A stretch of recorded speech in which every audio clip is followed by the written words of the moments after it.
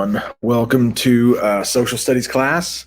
Of course, I'm going to be in the chat if you have any questions or comments as this thing is being presented. Just let me know. It's been good in the past when we've been able to talk. This thing is rolling. I can get back to your questions easier. And if you're not in class today, well, you can always rewatch this. So that's one of the good things about pre-recording these intros to class. So April 13th, today, CNN 10 is going to talk about the first 100 days of President Biden's presidency. And since Franklin Roosevelt back in like 1930, man, when was it? I want to say 32, when he first became president. Yeah, was it 30? The Great Depression was raging. And so during his first 100 days, it was a pretty historic event because FDR was able to get so many things done in his first 100 days. So since Franklin Roosevelt in about 1930, presidents have been measured by FDR's first 100 days. Like, how much have you done? Now, I will say in President Biden's defense that Franklin Roosevelt came into the presidency at a very unique time. The country was desperate. The economy, Great Depression was raging. So the president at that time, and it was Franklin Roosevelt, he would become one of our best, in my opinion. A lot of people, Congress, were willing to go along with what he wanted. He also had a Democratic Congress, which helps. So if presidents have a Congress of a different party, it's always more difficult for them to get anything done. If you remember back to the first quarter when we talked about the balance of power, checks and balances, the president, the executive branch, can only do so much without the backing of Congress. So President Biden actually does have the backing of Congress. If you remember, House of Representatives and the Senate, they make up the Congress. They are both Democratic majority. So CNN 10 is going to talk a lot about executive orders at the beginning and the number of orders that President Biden passed, executive orders. Let's talk about that for a second, because they are going to talk about how a lot of President Biden's executive orders are undoing what President Trump did, and President Trump's executive orders were undoing what President Biden did. Now, executive orders can be very powerful, as long as they don't involve money. Like, you need Congress to approve the money stuff. But an executive order, and that this didn't happen, but remember, President Trump didn't, sign an executive order banning TikTok. He could have done that. Now, judges, right, the legislative branch, judges can look at that and say it's unconstitutional. So the president does get checked on executive orders, but the problem with executive orders is they don't involve Congress. So a president can sign an executive order, but as soon as they're out of office, the next president can come and wipe that all away. So the executive orders are great for the president to get what the president wants done quickly, but they can be undone very quickly too. So just keep that in mind. I don't know. They're going to, in CNN 10, they're going to talk about all these things that Roosevelt had passed. Don't worry too much about that. You're going to learn more about it in high school. It's actually going to be called like this alphabet soup thing. I had to memorize all of these, but there's like, because of the Great Depression, Franklin Roosevelt set up different agencies to put people back to work, and they all have these acronyms like the TVA, the Tennessee Valley Association, or the CCC. I don't remember exactly what that means, but the Civilian Corps, you might see that on plaques around if it was built during the Depression.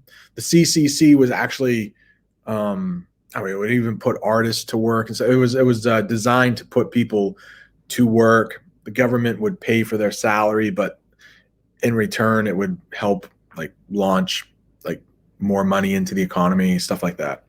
The next thing they're going to talk about is the space shuttle. So 40 years ago today, I guess I was about 5 years old, the space shuttle program started at NASA. And that's really what the bulk of CNN 10 is about today. It's like, yeah, it's like 100 days of Biden and the space shuttle. There's really only two major stories and a little thing at the end, but no trivia question either. I was a little bummed about that. But there were like 130 missions, the space shuttle.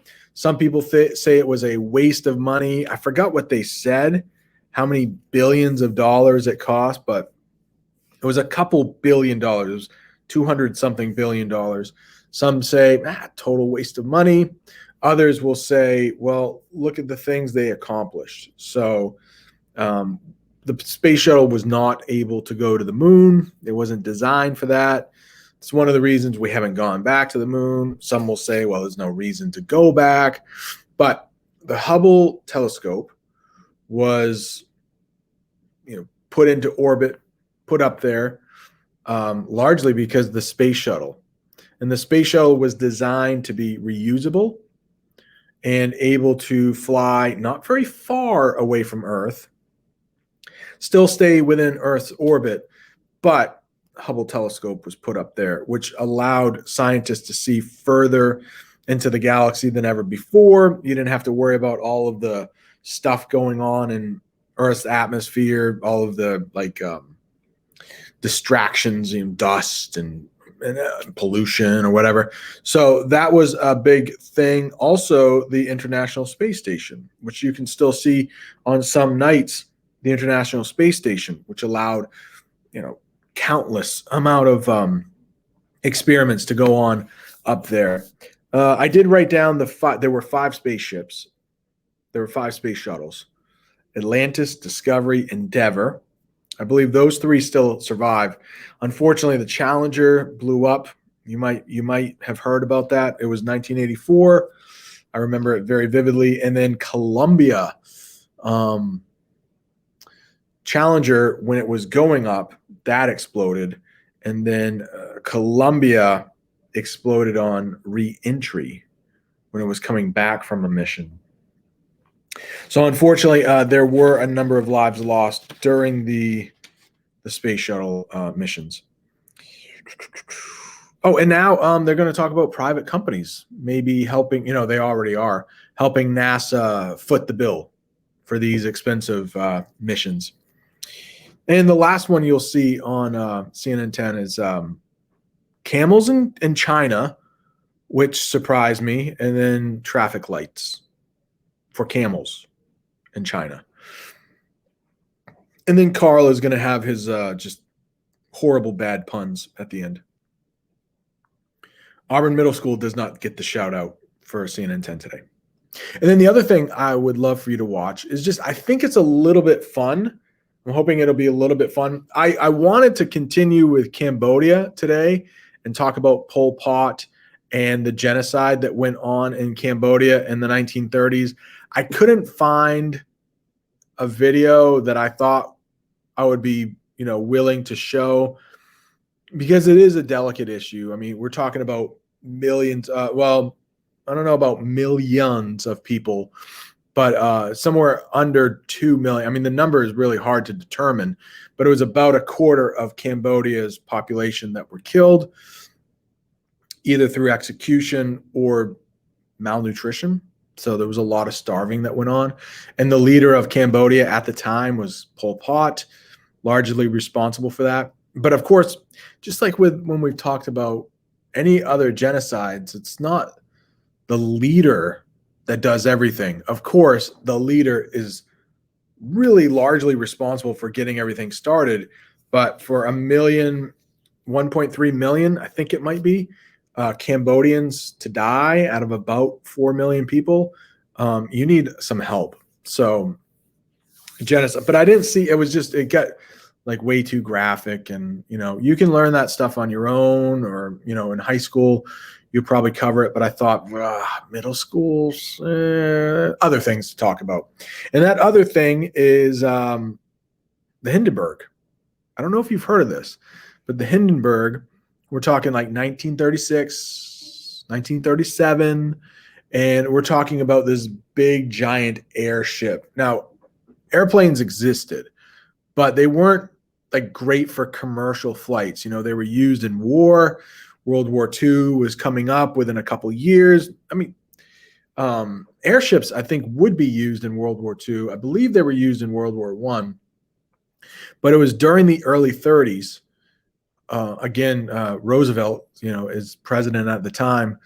And Hitler is actually Führer of Germany at the time. So in 1936, the Berlin Olympics. Yeah, the Olympics were in Nazi Germany in 1936.